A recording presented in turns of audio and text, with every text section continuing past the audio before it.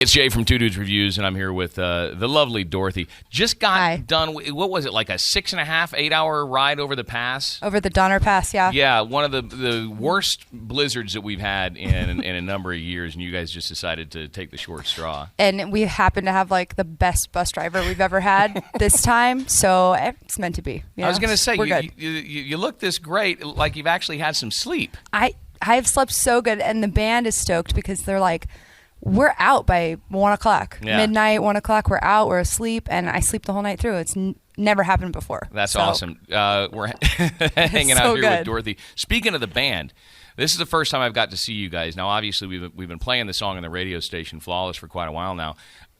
Where in the world did you come up with these guys? Oh, my God. Aren't they great? Wow. Oh, my gosh. And they're like my brothers. I love them.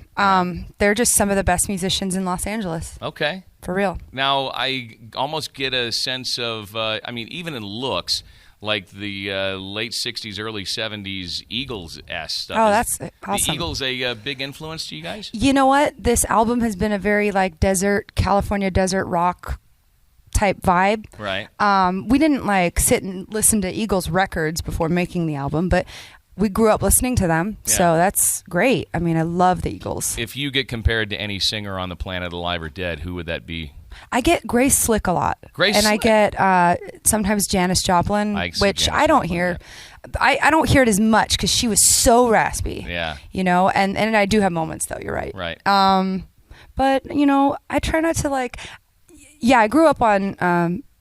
folk music, right, and Janis and Pink Floyd and Zeppelin and but I like Tina Turner. I love Tina Turner. Yeah, and Aretha Franklin, and I just kind of tried to like emulate all these great singers. I tried to sing Celine Dion in the shower the other day. I think we all try and sing something in the shower. I almost nailed it. You probably better than most of us. You talk about addiction quite a bit. Mm-hmm. Tell me about what it's been like working with Linda Perry, and has she been instrumental in helping you through that, or were you already in recovery and learning about how to take care of you prior to meeting up with Linda? Yeah, I was in recovery. I've been in recovery for years, but there was a day that I showed up to the studio hungover, and it was just apparent. It shows up in your work, and she can see right through you, which is terrifying. But she's a very like no nonsense person and tough love, and I probably needed to hear what she had to say. I knew I needed help. I was just struggling with how do I get sober and how do I stay sober.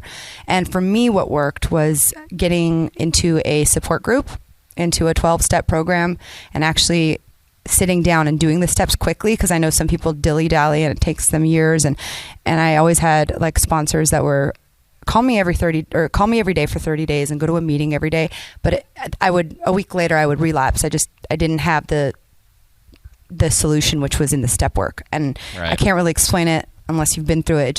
That worked for me. Rehab didn't work for me. I'm hip to what you're saying. I had to remove the word try from my vernacular. It's like open up the door. Either you do it or you don't, and you have to be really self-committed to do that. So congratulations on everything. You. I mean, your talent is just brilliant. I was spellbound by watching what you're doing. Thank you. You got a chance to work with Dolly Parton.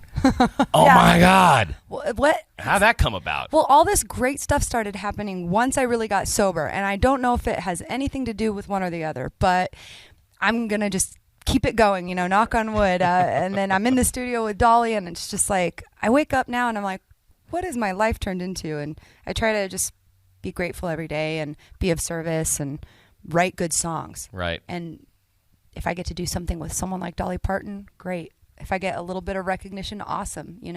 It's just the icing on the cake. That's dynamite. Now, the tour just got started. What do you do to keep yourself occupied with all the downtime? And I would imagine that sometimes it can get a little lonely out on the road, because you have the 15, 20-minute best friendships every single night, and then you're on to the next town. What do you do? We're actually pretty busy. The day goes by getting ready and getting show ready and sound check and all that, all the little things I have to do take up a good amount of the day. I exercise, and then I try to sleep a lot, and I hit a meeting when I can. I go to meetings on the road, and I will go out in whatever city we're at and walk around and try to go to a museum or explore or find a Whole Foods. It's just really very normal for me. I know it doesn't seem normal for everyone else, but well, and then I'm in bed by 1 a.m. Congratulations on everything, as they say in the big book, one day at a time, and keep on keeping on. Thank you. Congratulations. Thank Looking you. forward to the show tonight. Dorothy, it's Jave Patterson from Two Dudes Reviews.